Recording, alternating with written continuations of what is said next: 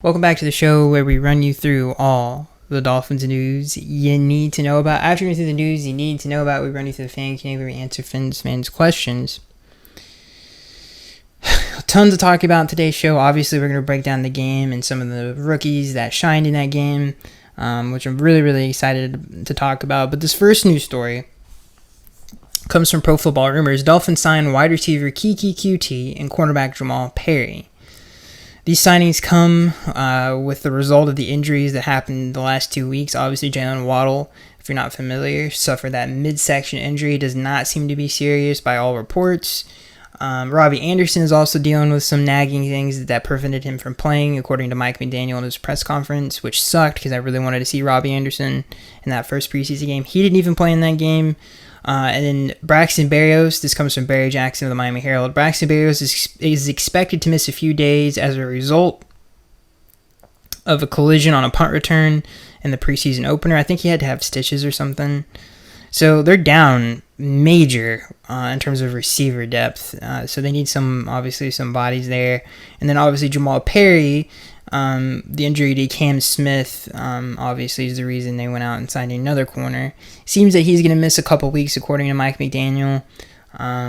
He obviously injured his shoulder. He played really hard in that game. He was flying all over the place. I can't remember the play that he exactly hurt it on because there was a few pretty gnarly landings in that game that he had.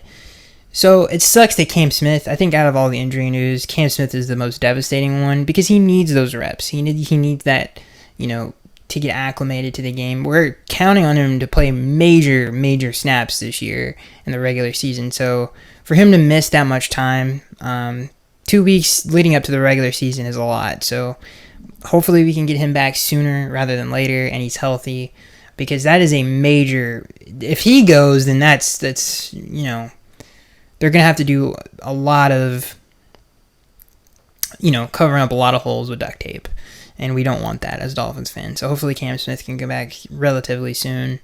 But yeah, I don't really have anything else to say about Keke Coutee and Jamal Perry. We all know Jamal Perry is Dolphins fans, and Keke Coutee is literally a depth signing. So no disrespect to those gentlemen, but I don't necessarily see them being great contributors unless it's a special teams. Maybe maybe Keke Coutee could help us on special teams. We saw some issues with that in this game that we will discuss. This next news story comes from Sports Illustrated and Omar Kelly. This was the Dolphins training camp practice that they had after the Friday night game against the Falcons. It was a Sunday practice. Again, this article is by Omar Kelly. This is breaking down some of the highs and lows of that practice, starting with the top performers, and one of them was cornerback Noah Igbenogany. Igbenogany has one man standing between him and a starting spot for the season opener, and that's himself.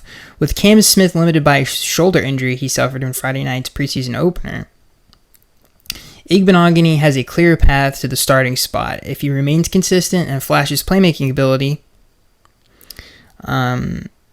He also had a pick six in practice this Sunday. He pulled down on a Tua pass intended for Cedric Wilson Jr. during 11-on-11s. Igbenogany may have turned the page on his past struggles, which is high praise coming from Omar Kelly, because obviously Omar, a very tough critic, and Igbenogany has had a terrible start to his career for a lot of different reasons, and I've talked about this before. I think the scheme fits him better. It would have been more interesting if everybody was healthy at corner. I would have loved to have tried him at safety. Even him coming out of Auburn, I think a lot of people thought, oh, maybe he can play safety. He's a phenomenal tackler. We just haven't been able to see it because he's barely played because of the fact that he can't play corner in the previous scheme at any sort of a high level. He did show flashes last year. It's nice to see that he got a pick six on Tua in practices. I know that he's been making plays in training camp so far. So it's nice to see him making plays. And, again, he did have a nice play against Pittsburgh last year. on Monday night. No, it was Sunday Night Football. And yeah, so hopefully he is turning the page, because we might need him. But it would have been interesting to see if we could have played him in safety next to Javon Holland, and maybe that's the future of his game. Another top performer on Sunday's practice is free safety Javon Holland. The Dolphins star safety undercut a deep route to Tyreek Hill in the second 11-on-11 period of Sunday's practice, which resulted in an interception. And everybody's been raving about Holland and his ceiling in the Vic Fangio defense, and he's been a phenomenal player. Peter King talked about how safety centric this defense is and how important that position is to the defense, how a lot of it runs through the safeties. And Javon Holland is a phenomenal player, and I'm very excited to see what he does in this defense. And it, obviously, as this report says, it seems that he's making plays in camp. Another top performer for Sunday's practice, this should get a lot of Dolphins fans excited, is offensive guard Isaiah Wynn. This is what Omar Kelly had to say about his performance. He says, based on his performance running with the second-team offense against the Falcons, it's a matter of when, not if Wynn gets the bulk of the first-team reps as the starting left guard. Head coach Mike McDaniel already is hinting that a change... Wait. I don't know why I thought that said change. That a chance is coming. Liam Eichenberg's daily struggles have opened the door for Wynn, a 40-game starter for the New England Patriots, to push his way to the top of the depth chart. So, Eichenberg has played terrible, and apparently really, really bad in the joint practices and training camp. And Isaiah Wynn, honestly, the run game was phenomenal in the Friday night game against the Falcons. I thought he did a really good job in that game. Some of the pass protection stuff wasn't great, but I like Isaiah Wynn a lot. He has a lot of potential. He has a great pedigree as a starter in the league, which is something Eichenberg does not have. And I think his upside. I think he has more upside than Eichenberg does. That's for sure. So hopefully he can claim the title of starting guard, because I think we all feel more comfortable with him at that position. And we'll get into it here in a second, but there's a lot of reasons why I think the run game, based off of what we saw in Friday night's game, I think will be better. And this is some of the people who did not perform well in this practice, and that's the entire offense, including Tua Tagovailoa, who Omar says who threw 3 interceptions in Sunday's practice, and obviously a lot of the receivers were not playing. All he really had was Tyreek Hill. Obviously there's no Waddle, no Braxton Berrios, so they're really, really depleted at that position. And the offense has struggled ever since a day before the practice, before the joint practices started. They've had a lot of issues for whatever reason. It's interesting that they're going through this rut right now, and I'm not super concerned about it yet. And this is no indication of Tua's play. I mean, Omar Kelly said himself, Tua has been the second best performer to Christian Wilkins in camp so far, and so it's okay for him to have a bad practice. That's fine. But the offense as a whole, I hope can kind of get out of this rut, and hopefully they'll do that. And I'm glad they're in one now, so they can fix it. This isn't dead.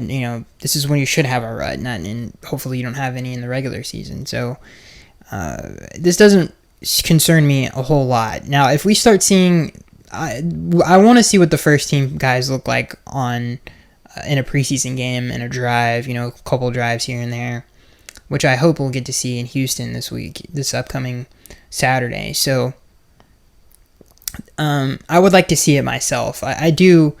A lot of the times, especially over the years, watching this team and being a huge fan of this franchise, and I think often have disagreed with what the beat writers say versus what we actually see on the field. And I would like to see what the first team looks like against, in live action and when things are popping off. Because the talent is there. The only thing that worries me is the offensive line. And I think they're kind of shifting through that right now with the changes. Obviously, Eichenberg hasn't cut it at that position. Hopefully, he can get some kind of continuity together. As Isaiah Wynn kind of wins that job, maybe that helps it out a lot. But yeah, I'm not super concerned about it until I see it myself. And I honestly didn't think the offense looked bad on Friday. I mean, we outgained them pretty good in that game. We just didn't convert on fourth down. I mean, and we're in the red zone. So we moved the ball, and the reason we moved the ball is the run game, which is why I was pretty happy with what I saw from that standpoint for sure. But yeah, the offense doesn't concern me yet. Well, I would like to see it because it's like, okay, so Tua is the second best performer in training camp, but the offense has sucked. That doesn't really make a lot of sense. And I would like to see that with my own eyes. As this thing, I have the game log here, not the game log, but the stats. But the next news story, obviously, the Dolphins fall in their preseason opener. Who really cares? It's a preseason game, 19-3. They lost 19-3. I don't know why I just froze right there. There was a lot of things I liked in this game. I thought the defense played well. And I guess we'll start with the defense. They only gave up 6 points. The defensive line was underwhelming. Some of the depth there wasn't great. Like Cameron Good did not look good. And that was not intentional. But some of the backup pass rushers I was not impressed with. Emmanuel Agba got a few snaps in this game as well, but he wasn't out there long enough to even analyze anything. But yeah, the backup pass rushers weren't great. Also, that the run defense, honestly, the front seven as a whole was kind of underwhelming. I was not pleased with that. Even though they only gave up 6 points, they did struggle at times to stop the run, and the pass rush was kind of dead for most of the night. So that was kind of underwhelming. But the secondary, Cam Smith made a lot of really nice plays in this game. The rookie out of Kentucky, whose name is escaping me right now, at safety, he really flashed. There was an outside linebacker who had 1 sack in the game. I can't remember his name. He had some moments, but overall, I thought the real shining stars on defense, I think, would be those two, and I was really happy with them. I was happy with the red zone defense as well. I thought we really kind of turned up the energy on some of those key downs, and we did get a fourth down stop. But for the most part, the defensive line I thought was a little bit underwhelming. But again, Cam Smith, to kind of settle on Cam Smith here, looked really explosive. He did give up a deep crossing route, but honestly, yeah, the guy was open, but I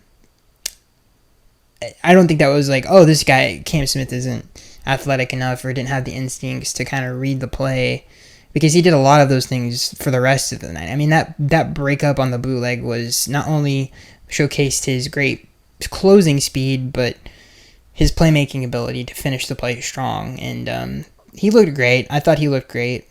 But yeah, that's really all I have to say about the defense. And in reality, they only gave up 102 rushing yards, so maybe I'm being a little bit harsh on them overall. And they were terrible. The Falcons were terrible on third down, 3 for 12. So I do think the secondary played good, which is nice, because obviously we have some injuries there. But I did want more from the pass rush than what we got, even though we did get 4 sacks, which isn't bad. But I thought at times some of the pass rush stuff was a little bit lackluster in terms of pressure. And none of the backup. Aubrey Miller, I should bring him up as well. He actually didn't look terrible, and I didn't love what I saw from him coming out of Jackson State, but he didn't look bad. He looked okay. And that great run defense by Cam Smith on the goal line, and that kind of stuff is what I love about him. He's got great instincts and really, really explosive defensive player. The undrafted rookie out of Miami, who actually had a few nice plays in this game, who's been getting a lot of hype in training camp, he looked good too. To name a few defensive players that I liked in this game, and obviously the safety out of Kentucky, I thought looked great. I thought he moved well. and again, the Dolphins weren't doing anything like super complicated on defense, and it's preseason obviously, but yeah, that's really what I noticed on defense. Now, getting into what I really wanted to talk about, which is the offense, and I want to start with the quarterbacks. And Mike White, I think, is the one I really want to start with here. That's the player that I was most excited to see in this game, other than Devon Achane and Cam Smith. Cam Smith passed the first test, everybody. He looks really good. But Mike White finished 9 for 14, 85 yards, and an interception. I thought he looked good. For the most part, I think some of the things that have concerned me about Mike White showed up in this game. His mobility issues were a problem in this game. So that's concerning. But him passing within the pocket, he does throw with a lot of pep, a lot of mustard on the handle. He's got a strong arm. And he does throw with accuracy and timing, which is good. And I feel like has good vision. For most of the time. You did kind of get a sense that obviously grew up a Dolphins fan. Maybe he was a little bit nervous, had his family in the stands.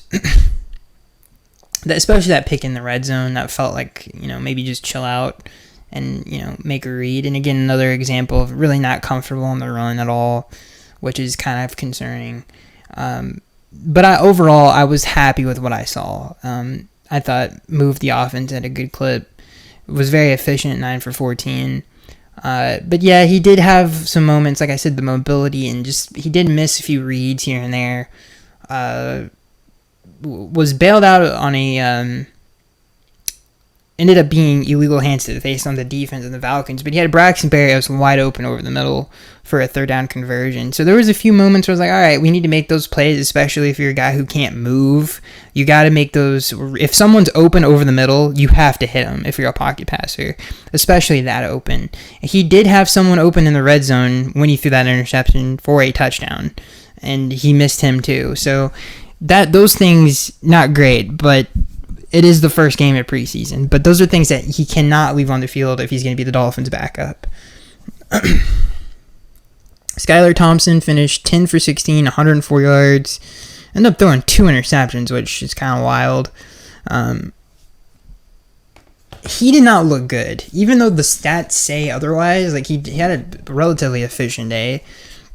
I didn't like the way he looked at all, especially from a quarterback that just played in a playoff game. He just didn't see the field real well, didn't get the ball out very quick. He didn't look comfortable, which was the thing that bothered me the most. He still has that weird vibe about him where it's like, are you nervous right now? Like, it's just a weird look that he's got. Maybe it's just me. Maybe I'm insane. But he just looks like he's nervous all the time. He doesn't look calm. He doesn't look like he's really... Sometimes it feels like the game might be a little bit too big for him. Yeah, it just kind of, it's a little bit concerning. But the thing is he does do well. He moves well in the pocket. He can throw outside of the pocket, which is something Mike White cannot do. He does have a good deep ball. I just would like him to kind of get acclimated to the game and calm down. Now, the pass protection was not great while he was in there. And one thing I will say is the receiver struggled hard when Skylar came into the game to get open. They were really, really struggling to get open on offense. So it wasn't all his fault. It's just sometimes, some of those things do show up with him. But he is accurate too. Like there's a lot of things I like about Skylar. I still think he can beat out Mike White. Because if Mike is going to miss those reads and miss those throws as a pocket passer, I would rather have Skylar be the backup. And move. At least he can move in the pocket, move outside the pocket. And as of right now, I would, and Mike said the same thing in his press conference after the game, that he would like to see what Skylar does with the group that Mike got at the beginning of the game, because I actually do think Skylar would have done better with the group that Mike got. So that's my assessment of the quarterbacks. Right now, I think I would have Skyler a little bit ahead of Mike White, just because I think his upside's better.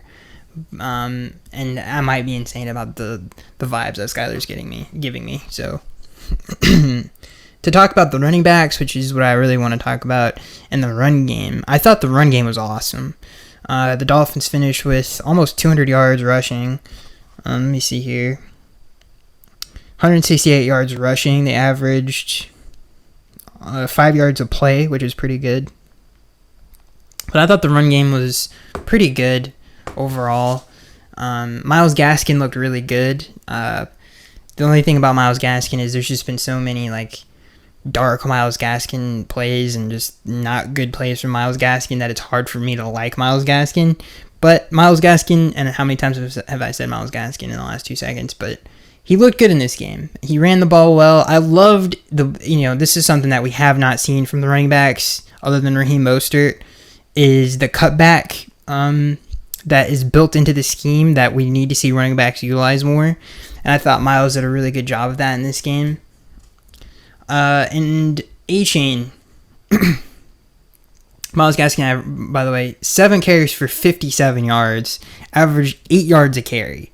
So the run game was popping, and he looked good. He really did in this game. Eric Azukama had a couple of nice runs too, on some end arounds and some sweeps, which was awesome.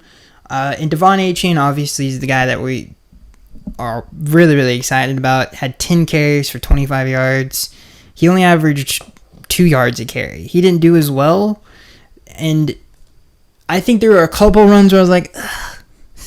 The type of player that he is, I would like to see him hit those cutbacks and not shove it up in there and get physical. That's not his game. If he loses 2 yards on a play, that's fine. I don't really care. But I would like for him to kind of look for those bigger play opportunities more, because I thought he had some in this game, and he kind of missed them, which is why I wish I could sit here and point this stuff out. But that's really very small gripes, because I love the way he looked in the passing game. He finished with 4 catches. He led the team in receiving, 4 catches for 41 yards, averaged 10 yards a grab. He was very productive and looks great in open field and open space. And I think that's what, again, we need a guy who can be a consistent possession guy and take a 5-yard play and make a 15-yard play out of it. And Devon A-Chain fits that mold, and he looked like he can be that. He can be like our Darren Sproles, our Reggie Bush. I miss Reggie Bush of our offense. So I loved the way he looked in the passing game. He looked really, really good. And he's so natural as a receiver. There was a play where the Dolphins ran a fade route with him in the red zone. and I actually thought that Mike White should have thrown it.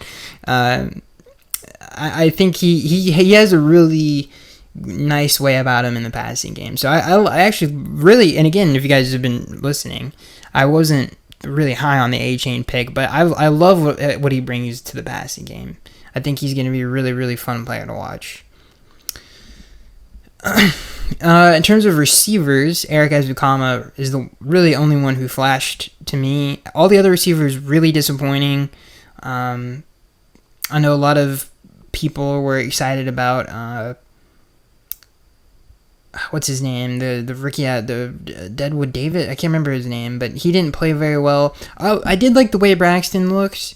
River Kirkcraft got a catch in there. Cedric Wilson barely played. He had a nice grab for 17 yards. But in terms of people who had a ton of snaps in this game, I liked what Eric brought to the table, even though he didn't do a ton in terms of receiving, but he was a playmaker. He had how many yards rushing? Man had 52 yards rushing. And every time he's been out on the field, he's made plays. So definitely hope he can get some more playing time. I love he brings a different dynamic to the offense, physical after the catch, and more of a possession guy, and a big body guy who can help us in the red zone and can help us. One of the things that people forget about him, he was phenomenal after the catch in college. That's one of his strong suits. So to get him involved with the run game too would be cool, and we saw that in this game. In terms of tight ends that flashed, one of the things that I loved about some of the additions the Dolphins made, way more physical, a much more physical group, and I think it's going to help the run game out a lot and help some of the sets that we're in. And that's one of the things I noticed. Like Saubert, for sure. I thought he played really, really well, especially in the run game. And I'm really excited. Even though those guys aren't going to do jack squat in terms of receiving yards, I love what they bring to the team in terms of the run game. And I think Saubert is going to be kind of an underrated Dolphin this year as a blocker. And one of my favorite additions of the offseason, Elijah Higgins. He had his ups and his downs. He had a lot of mental mistakes. He had a lot of false starts called on him. He had 2 false starts called on him. He had the pick six.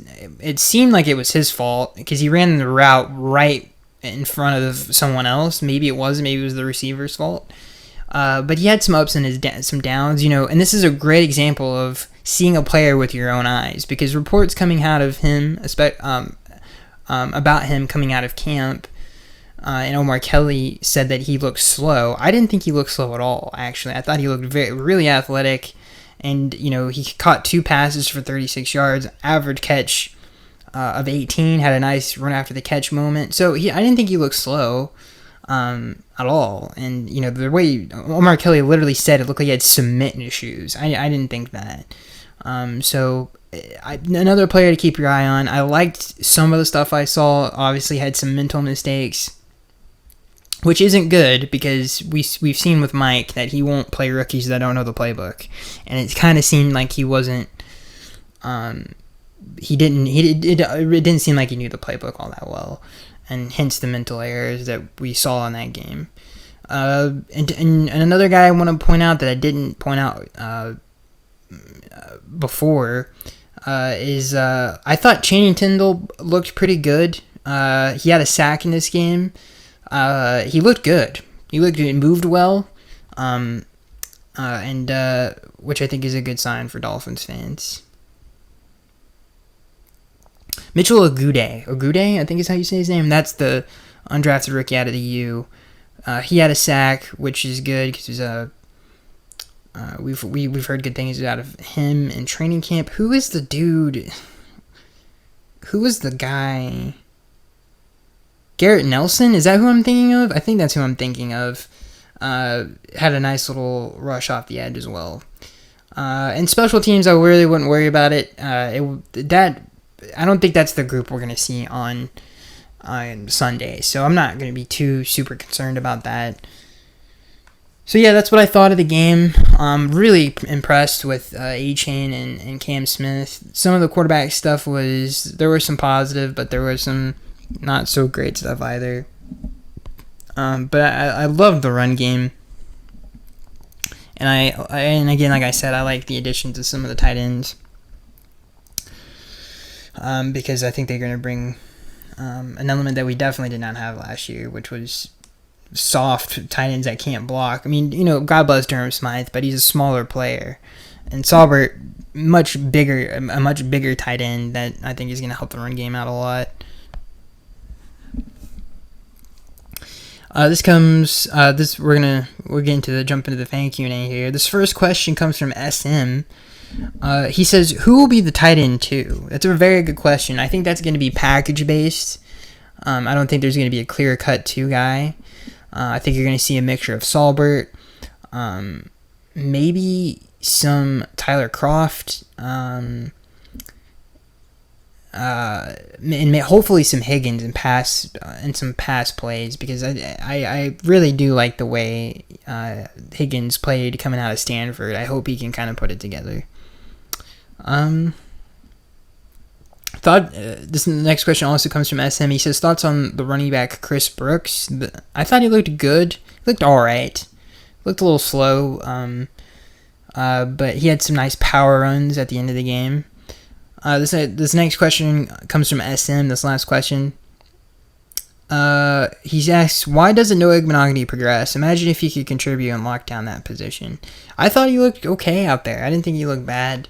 And apparently he's had a good camp. But I definitely want to see more out of him before I can unsee some of the other stuff that he's done in the past. But that's it, ladies and gentlemen. I hope you guys enjoyed. The run game looks like it's going to be... Well, we have no idea what the run game is going to look like until we see the starters out there versus some good competition on defense. But I liked a lot of the young players. I thought some of the young players really popped. I think A-Chain and Cam Smith definitely have lived up to the hype. Some of the stuff that we've heard coming out of camp. I think both of those players are going to contribute a lot to this team and make some plays this year. So, which is all we can ask for from a second and third round pick. Like, I think they're going to actually make impact plays this year for the Dolphins, which is great. And they're going to be fun players to watch. I think this is another good draft for Chris Greer. Hopefully Higgins can put it together, but it seems like it's a little bit iffy. And then obviously Eric Azukama, I hope he can find his way onto to some snaps this year as well, because he brings a lot of interesting stuff to the room and to game day. So that's it, ladies and gentlemen. Hope you guys enjoyed, and I'll see you guys in the next one.